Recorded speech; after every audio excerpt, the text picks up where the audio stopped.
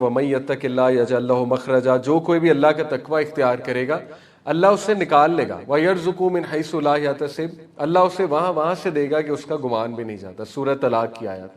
کہتے کہ میں نے وہ آیت پوری ہوتی دیکھی کہ میں یہ دعا کی، 2-3 دن گزرے، روزانہ میں اپنی نیت کو ریوائز کرتا تھا، اے اللہ صرف آپ سے مدد مانگ رہا ہوں. اب دیکھیں نا، یہ عقیدہ ریوائز ہوتا ہے، ایاک نعبد و ایاک نستعین، اے اللہ ہم آپ ہی کی عبادت کرتے ہیں اور آپ ہی سے مدد مانگتے ہیں. حالانکہ یہ 17 بار ہم پڑھتے ہیں. اگر فرض نماز صرف لے لیں 5 وقت کی تو 17 بار سورہ فاتحہ پڑھی جاتی ہے، اگر فرض کی صرف بات کریں، سنتوں کی نہیں.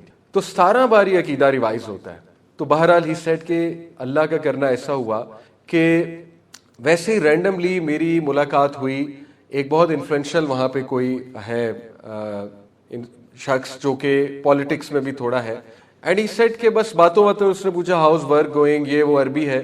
تو میں نے تھوڑا سا بتایا تو وہ ان کے جاننے والے نکلے جو اس کے باس تھے. انہوں نے کہا کہ فکر نہ کرو، اگر تم پریشان ہو بہت زیادہ تو میں بات کرتا ہوں، تمہارا کام انشاءاللہ تعالیٰ اللہ کے فضل سے ہو جائے گا. اینڈ ہی سیٹ کے کام ہو، یعنی انہوں نے بات کی، میری ٹرانسفر ہو گئی. تو یہ کئی لوگوں کے واقعات ہیں کہ جب انہوں نے اپنی انٹینشن کو ریوائز کیا، جب انہوں نے، کیونکہ اللہ رب العالمین جو ہے بہت غیرت والا ہے. اللہ تعالیٰ کو پسند ہے کہ انسان اللہ پہ ریلائی کرے، اور اللہ تعالیٰ کو غیرت آتی ہے جب انسان دوسروں پہ زیادہ ریلائی کرتا ہے اللہ سبحانہ تعالیٰ کو چھوڑ کے. تو دیکھیں یہ چیز بہت ضروری ہے. صحابہ میں یہی چیز تھی، دیر انویورنگ توکل اینڈ بلیف ان اللہ. دنیا ادھر کی ادھر ہو جائے، کوئی پرابلم آ جائے، مطلب وہ اتنا زیادہ مان تھا انہیں اللہ پہ، اتنا زیادہ انہیں مان تھا اللہ پہ کہ ابو ذر غفاری کا تو اس لیول کا توکل تھا کہ نبی صلی اللہ علیہ وسلم نے ایک بار ابو ذر غفاری رضی اللہ عنہ کو نصیحت کی کہ ابو ذر جب مانگ اللہ سے مانگ اور کسی سے نہ مانگ. حالانکہ یہ ایک ایسی نصیحت ہے جو انڈرسٹینڈیبل ہے کہ اس کا میننگ ایکچولی یہ ہے کہ ریلائے دوسروں پہ مت کر. اصل میں اس کا یہ میننگ ہے. ابو ذر نے اتنا لٹرل لیا اس ایڈوائس کو، اتنا لٹرل لیا اس ایڈوائس کو کہ ساری عمر انہوں نے کسی کو یہ بھی نہیں کہا کہ مجھے پانی پلا دو، ساری عمر یہ بھی نہیں کہا کہ میرا یہ کام کر دو، حالانکہ جو جائز کام تھے. ساری عمر انہوں نے اللہ رب العالمین کی مدد پکڑی، یعنی اس لیول پہ انہوں نے لٹرل لیا اس بات کو. ٹھیک ہے، تو دیٹ واز دا ڈفرنس جو صحابہ اور ہمیں ڈفرینشیٹ کرتا ہے کہ انہوں نے حق ادا کر کے دکھایا توکل کا. اور یہ چیز ریوائز کرنی پڑتی ہے. آپ اللہ تعالیٰ سے تعلق قائم کریں، اللہ تعالیٰ سے بات کریں، اللہ تعالیٰ کو بتائیں کہ اللہ میرا آپ پہ ہی مان ہے، آئی ٹرسٹ یو، آپ نے ہی کام کرانا ہے. دیکھیں میں اکثر مثال دیتا ہوں اور یہ میری زندگی میں بھی ہے، میں آپ کو بہت کھل کے بتاتا ہوں. Trust me, when ever I approach some one جو بہت بڑا نام ہے، بہت بڑے اسکالر ہیں، ٹھیک ہے نا، ان کا اس میں کوئی قصور نہیں ہے، میں اپنی بات بتا دوں. جب بھی میں نے کسی بہت مشہور انسان سے مشورہ کیا آئی گاٹ ڈس اپوائنٹڈ، بہت اوپن بتا رہا ہوں. اور مینی اے ٹائمس اللہ تعالیٰ نے میری مدد بہت عام انسان سے کرائی، بہت عام انسان. اللہ تعالیٰ دکھاتے ہیں کہ مدد کرنے والا میں ہوں. ٹھیک ہے، ہیونگ سیڈ اٹ اگین میں ڈسکلیمر دے دوں، آپ بہت اچھے ایک کوالیفائڈ بندے سے مشورہ کر سکتے ہیں، کوئی مسئلہ نہیں. تو میں نے بھی یہ دیکھا ہے کہ اللہ تعالیٰ جو ہے نا وہ سکھاتے ہیں انسان کو. جیسے سورہ البقرہ میں ہم پڑھتے ہیں کہ دیکھیے بنی اسرائیل کو کہا گیا کہ گائیں ذبح کرو. اب وہ کوئی بھی گائیں پکڑ کے ذبح کر دیتے، کام ہو جانا تھا، لیکن وہ پرفیکشنز میں لگ گئے. کیسی ہونی چاہیے، پریگننٹ ہونی چاہیے، نہیں ہونی چاہیے، کلر کیا ہونا چاہیے، بال کیسے ہونے چاہیے، چھوٹی قد کی ہونی چاہیے، کیسی ہونی چاہیے. اللہ تعالیٰ بھی اور کمپلیکیٹڈ کرتے ہیں کہ ٹھیک ہے اگر یہ چاہتے ہیں اتنی زیادہ کمپلیکیشنز تو سو بی اٹ. وہ چپ کر کے کوئی بھی گائے ذبح کر دیتے، کام کس نے کرنا تھا؟ اللہ تعالیٰ نے. تو یہی ہمارا عقیدہ ہونا چاہیے. دیکھیے مدد کس نے کرنی ہے؟ اللہ تعالیٰ نے. مدد کہیں سے بھی آ سکتی، اور اللہ کی مدد کین کم ان امیزنگ ویز. آپ سوچ بھی نہیں سکتے اللہ تعالیٰ کیسے حالات بناتا ہے، سرکمسٹانسز بناتا ہے، کیسے اپنے بندوں کی حفاظت کرتا ہے. تو یہ جو مان تھا اللہ پہ، یہ جو بلیف تھا، اسی کو توکل کہتے ہیں. اور یہ صحابہ کا قائم ہو گیا تھا. اللہ رب العالمین وہ اپنی پوری ایفرٹ کرتے تھے. آپ نبی صلی اللہ علیہ وسلم کو دیکھیں، انہوں نے دنیاوی تمام اسباب اختیار کیے، ہجرت کے دوران بھی، جنگوں کے دوران بھی، غزوہ احزاب کے دوران بھی، بٹ ان کا الٹیمیٹ بلیف اللہ پہ تھا کہ وکٹری از فرام اللہ. یہ ساری چیزیں کرنے کے باوجود بھی اگر اللہ کی مدد شامل نہیں ہے تو کچھ نہیں ہو سکتا، اور اگر اللہ کی مدد شامل ہے تو پھر کوئی ہمارا کچھ نہیں بگاڑ سکتا. ٹھیک ہے، اس عقیدہ کو، اس بلیف کو کیسے ریوائز کرنا ہے، دیٹ از دا پوائنٹ. صرف سورہ فاتحہ جو ہے وہ غور سے پڑھا کریں، سورہ فاتحہ کا میننگ غور سے لایا کریں. جب آپ نماز میں کہتے ہیں نا ایاک نعبد و ایاک نستعین، تو یہ عقیدہ ریوائز ہو رہا ہے. تو اس عقیدے کو انٹرنلائز کیا کریں. جب آپ بہت تیزی میں سورہ فاتحہ پڑھ لیں گے اور اس پہ، اس کے میننگ پہ پونڈر بھی نہیں کریں گے، اور یہ ہم سب کرتے ہیں، ہم سب کی غلطی ہے، ہم سب آہستہ آہستہ جو ہے نا وہ کیجول ہو جاتے ہیں، لیکن کم از کم ہمیں ٹرائی کرنی چاہیے اس عقیدے کو دوبارہ ریوائیو کرنے کی انشاءاللہ، ٹھیک ہے. تو پہلی تو یہ چیز ہے جس وجہ سے ان کی پرائرٹیز، ان کی کمٹمنٹ وہ بہت سیٹ تھی. They were very focused people because Allah رب العالمین پہ توکل تھا، اللہ تعالیٰ پہ بلیف تھا ان کا، ٹھیک ہے. وہ آگے بھی بڑھے. حادثات کے بعد کئی صحابیاں ہیں، مطلقہ تھیں، شادیاں بھی کی آگے، ایک نہیں دو نہیں کئی شادیاں کی. خاوند فوت ہو جاتے تھے آگے بڑھتے تھے. صحابیات کی بات کروں، اسی طرح صحابہ کی لائف سے بزنس لاس ہوئے، کیا کیا لاس نہیں ہوا. They use to move forward کیونکہ انہیں پتا تھا کہ اللہ تعالیٰ ہمیں اکیلا نہیں چھوڑے گا. تو یہ that is the first thing, that in unwavering توکل اینڈ بلیف ان اللہ. اور آپ انبیاء کی بھی دعائیں دیکھیں، اس میں بھی یہی نظر آ رہا ہے. وَلَمْ أَكُنْ بِدُعَائِكَ رَبِّ شَقِيًّا. حضرت زکریا علیہ السلام جن کی اولاد نہیں تھی، انہوں نے کیا کہا اللہ کو؟ انہوں نے کہا کہ اے میرے رب، میں آپ سے مانگ کر کبھی بھی مایوس نہیں ہوا، یا میں آپ سے مانگ کر کبھی بھی، مطلب ان شارٹ کہہ رہے خالی ہاتھ نہیں گیا. بیسکلی اس کا انڈائریکٹ میننگ یہ ہے. تو یعنی اتنا مان اور اتنا توکل اللہ سبحانہ و تعالیٰ پہ. So that is the first thing, ٹھیک ہے. اس کے بعد دوسری چیز جو ہمیں پتہ لگتی ہے وہ ہے ہوپ. ہوپ مینز رجا. ہم ایک دعا کرتے ہیں، اللہم رحمتک ارجو فلا تکلنی الی نفسی طرفۃ عین، کہ اے اللہ میں آپ سے ہی ہوپ کرتا ہوں، میرا سارا کا سارا ہوپ آپ کے اندر ہے. ٹھیک ہے، یہ بہت خوبصورت دعا ہے.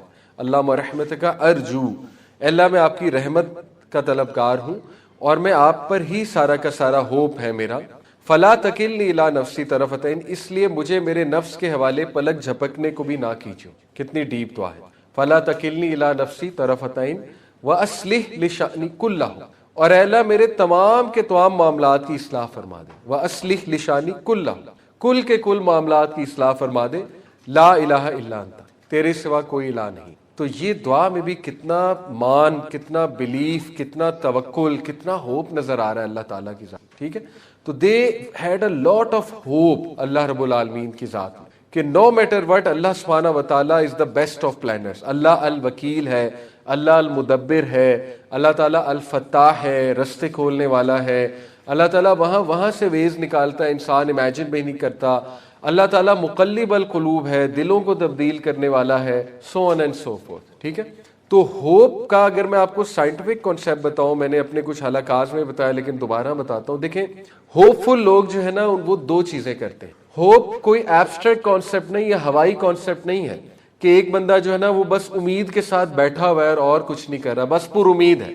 امید کے ساتھ دو ایکشنز آتے ہیں. وہ دو ایکشنز کو سائیکالوجی میں باقاعدہ ایک نام دیا گیا ہے. پہلے کو نام دیا گیا ہے پاتھ ویز تھنکنگ. پاتھ ویز تھنکنگ کیا ہے کہ جو پر امید لوگ ہوتے ہیں وہ بیٹھ کر پاتھ ویز بناتے ہیں، یعنی option A, option B, option C, option D, یعنی میں کر کیا سکتا ہوں، یہ جو مصیبت آئی ہے اب اس کے لیے میں کر کیا سکتا ہوں. واٹ آر دا پاتھ ویز.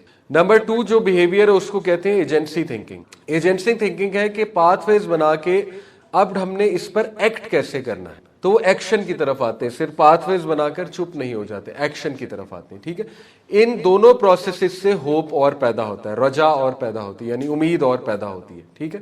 اب دیکھیے آج کی جنریشن کا مسئلہ یہ ہے کہ نتھنگ کمز انٹو ایکشن. اس کی کیا وجہ ہے؟ اس کی سائنٹیفک وجہ ہے بہت زیادہ. اس کی سائنٹیفک وجہ یہ ہے کہ دیکھیے آج کے جو لوگ ہیں، ہم سب اس میں انوالوڈ ہیں. ہم کنٹینٹ بہت زیادہ دیکھتے ہیں، انفارمیشن بہت زیادہ لیتے ہیں. Nothing comes into action. چیز ایکشن میں تب آتی ہے جب اس پر غور کیا جائے، اس پر سوچا جائے اور بیٹھ کر پھر کوئی ایکشن پلان بنایا جائے. ٹھیک ہے. ہم بہت سے پوڈ کاسٹ سنتے ہیں، بہت سے لیکچر سنتے ہیں، بہت سی ریلز دیکھتے ہیں. وہ دیکھ کے پرانا ڈیٹا اوور رائٹ ہو جاتا ہے. جیسے ایک ہارڈ ڈسک ہے، ہارڈ ڈسک پہ آپ نئی چیز کاپی کرو گے، پچھلی اوور رائٹ ہو جائے گی، یا آپ کو ڈیلیٹ کرنی پڑے گی یا اوور رائٹ کرنی پڑے گی کیونکہ اسپیس فل ہو رہی ہے. دماغ کی بھی ایک کیپیسٹی ہوتی ہے. دماغ ایک حد تک سوچ سکتا ہے، ایک حد تک ول پاور ہے دماغ میں. جب آپ بہت زیادہ ڈیٹا اس میں ڈالیں گے، پچھلا غائب ہو جائے گا. پچھلا جب غائب ہو جائے گا تو چیز کبھی عمل میں ہی نہیں آئے گی. ٹھیک ہے. تو اس لیے عمل میں لانے والے لوگ جو ہیں وہ اصل میں ہوپ فل ہوتے ہیں. تو یہ ہمیں دوسری چیز صحابہ سے سیکھنی ہے کہ صحابہ بہت ایکشن اورینٹڈ تھے. صحابہ پریکٹیکل لوگ تھے اور وہ ایکشن لینے والے لوگ تھے. رائٹ. جب آپ ایکشن لیں گے تو دعاؤں کا نتیجہ سامنے آئے گا. ایک بندہ دعا کرتا رہے مصلی بیٹھ کے، اللہ کھانا دے دے، کھانا دے دے، کھانا دے دے. اب دیکھیں آپ حضرت مریم تو نہیں ہیں کہ مصلی پہ بیٹھے بیٹھے اللہ تعالیٰ آپ کو بے موسمی پھل دے دے. ٹھیک ہے.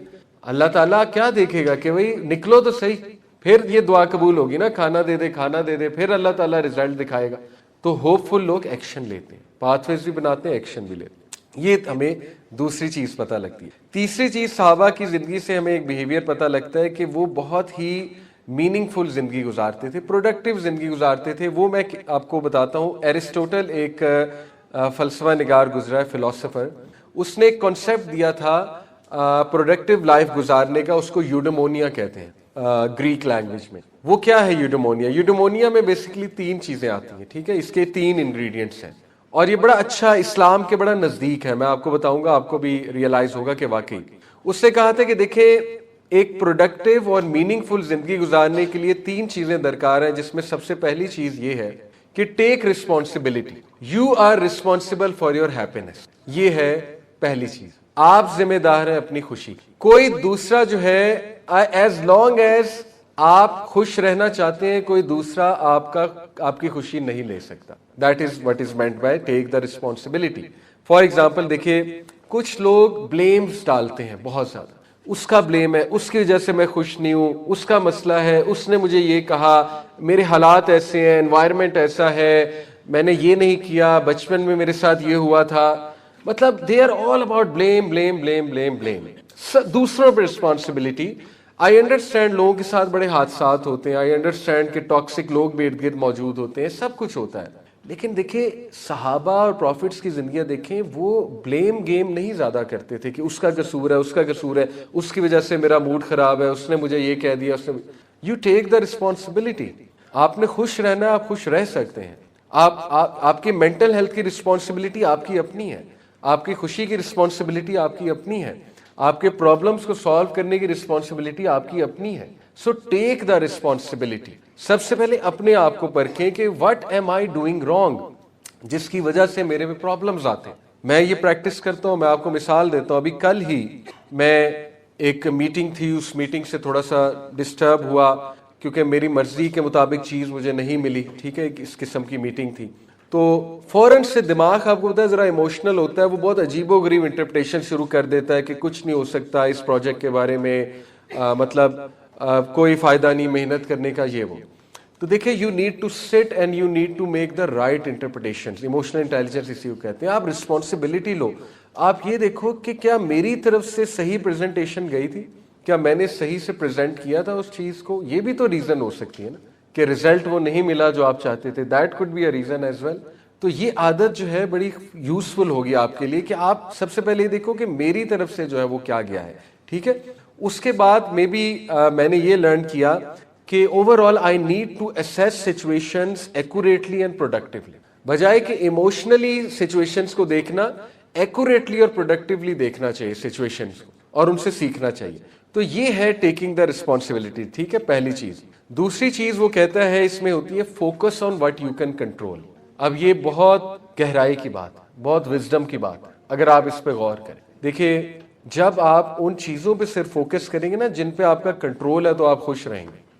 جب آپ کا فوکس زیادہ ان چیزوں پہ ہوگا نا جو آپ کنٹرول نہیں کر سکتے, تو پھر آپ ہمیشہ انگزائٹی میں رہیں گے اور ہمیشہ پریشان رہیں گے. کسی دوسرے انسان کا بیہیویئر آپ کے کنٹرول میں نہیں ہے. جیسے اشفاق احمد صاحب کہتے ہیں نا کہ دوسروں کی ناقدری پہ مت کڑھو, کیونکہ دوسرے اگر تمہاری ناقدری کرتے ہیں تو یہ ان کا مسئلہ ہے, یہ آپ کا مسئلہ نہیں ہے.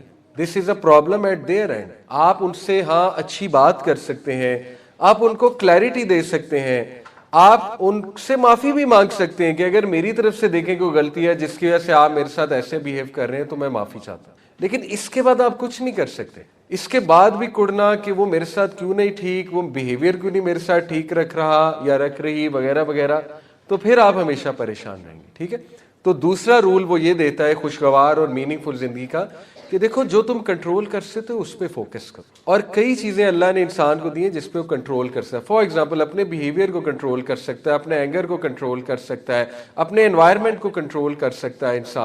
انسان جو ہے وہ اس چیز کو کنٹرول کر سکتا ہے, میں نے کس سے ملنا ہے, کس سے نہیں ملنا ہے, کس سے کیا تعلق رکھنا ہے. بہت سی چیزیں ہیں. جب آپ سوچنے بیٹھیں گے تو اتنا زیادہ ان چیزوں پہ مت سوچیں جس پہ آپ کا کنٹرول ہی نہیں. اللہ کی رضا میں راضی ہونا بھی سیکھنا چاہیے انسان کو, ٹھیک ہے, کہ میرے کنٹرول سے ہی چیز باہر نکل گئی, so what can I do, nothing. یہ دوسری چیز. اور تیسری چیز وہ کہتا ہے, تیسرا انگریڈینٹ یوڈیمونیا کا یہ ہے کہ نیکی کے ساتھ ورچو کے ساتھ زندگی گزارو, ورچوز کو فالو کرو, ورچوز کو چیز کرو, ٹھیک ہے, ورچوز کو گول بناؤ. فار ایگزامپل ٹاپ ورچوز کیا ہے جس پہ انسان کا اتفاق ہے؟ One of the virtue is self control. کہ آپ دیکھیں پرانے لوگ جو ہے نا وہ اس میں مقابلہ کرتے تھے کہ آؤ مقابلہ کرتے ہیں سیلف کنٹرول کس میں ہے, آؤ مقابلہ کرتے ہیں زیادہ تگڑا کون ہے. جیسے مثال کے طور پہ یو شوڈ لائک چیلنجز, آپ کو چیلنجز پسند ہونے چاہیے, اپنے آپ کو چیلنج کریں. For example let me give you a challenge, آپ اپنے آپ کو چیلنج کریں کہ میں 1 مہینہ فجر پہ اٹھ کے دکھاتا, مسجد جا کے دکھاتا. یہ ہے گول, یہ ہے چیلنج, ٹھیک ہے نا. آپ کا فوکس ادھر لگ جائے گا فجر پہ اٹھنے پہ, اور دس از سم تھنگ جو بہت سی تبدیلیاں آپ کی زندگی میں لانے کی چانسز ہے, ٹھیک ہے. اسی طرح maybe you can challenge yourself کہ چلو میں اپنے آپ کو چیلنج کرتا ہوں کہ نو میٹر واٹ ہیپنز میں نے قرآن کی ڈیلی ریسیٹیشن کرنی ہے. This is one thing you can follow, یہ ورچو ہے ایک. تو فالوئنگ ورچوز سے زندگی با مقصد بن جاتی ہے, انسان کی اٹینشن بھی ڈائیورٹ ہوتی ہے, فوکس بھی وہاں پہ لگ جاتا ہے, اور انسان جو ہے وہ پھر اس میں بہت مثبت تبدیلیاں بھی آنے لگتی. تو آپ کچھ ورچوز کی لسٹ بنا لیں جو آپ اپنے اندر لانا چاہتے ہیں. فار ایگزامپل آپ اپنے اندر سیلف کنٹرول لانا چاہتے ہیں, آپ کو لگتا ہے کہ آپ کا سیلف کنٹرول بہت ویک ہے, آپ کو لگتا ہے آپ بہت امپلسو ہو گئے ہیں, آپ کو لگتا ہے کہ آپ کی نظروں کی حفاظت نہیں ہوتی, آپ کو لگتا ہے کہ آپ بہت ٹائم ضائع کرتے ہیں, تو اس کو گول بنائیں کہ میں نے اس کو ٹھیک کرنا ہے. آپ دیکھیں کس طرح سے آپ کی لائف میننگ فل بن جائے گی. اسی طرح one of the virtues you can follow اور چیز از کہ اپنے اخلاق کو بہتر کرنا ہے, ٹھیک ہے, نبی صلی اللہ علیہ وسلم کے اخلاق کو فالو کرنا ہے, یہ ایک ورچو ہے. تو یہ 3 چیزیں میں دوبارہ ریپیٹ کرتا ہوں کہ نمبر 1 ٹیک رسپانسبلٹی, بلیم سے باہر نکلیں اور رسپانسبلٹی لینے والے بنیں. دوسری چیز focus on what you can control, ان چیزوں پہ فوکس کریں جن کو آپ کنٹرول کر سکتے ہیں, ان چیزوں پہ اتنا نہ کوڑیں, اتنا نہ روئیں جو آپ کے کنٹرول سے باہر. تیسری چیز لیو ود ورچو, کوئی ورچوئس ویلیوز کو فالو کرنا سیکھ اور ٹائم وہاں پہ سرو کریں اور اپنے آپ کو امپروو کریں. Live each day each moment to the fullest, یہ ایک سینٹینس ایرسٹوٹل کا تھا کہ ہر دن جو ہے وہ اپنے فل پوٹینشیل پہ کوشش کرو گزارو, اور ہر دن جو ہے اپنے آپ کو نکھارنے کی کوشش, ٹھیک ہے, ایک دن کو بہتر بنانے کی. ہمیں صحابہ کی زندگی میں نظر آتا ہے کہ یہ چیز ان کے پاس تھی جس کی وجہ سے ان کی زندگی بہت با مقصد تھی. یعنی ان میں سے کچھ ایسے تھے جن کے پاس کھانے کو کھانا نہیں تھا, ابو ہریرہ, لیکن وہ خوش تھے زندگی سے, وہ بہت زیادہ مطمئن تھے اپنی زندگی سے, اور ان کے اطمینان کی وجہ یہ تھی کہ وہ یہ 3 چیزیں فالو کرتے تھے. اس کو اکیگائی بھی کہتے ہیں, جاپانیز ایک کانسیپٹ ہے, اس پہ کتاب بھی ہے اکیگائی پہ, IKIGAI.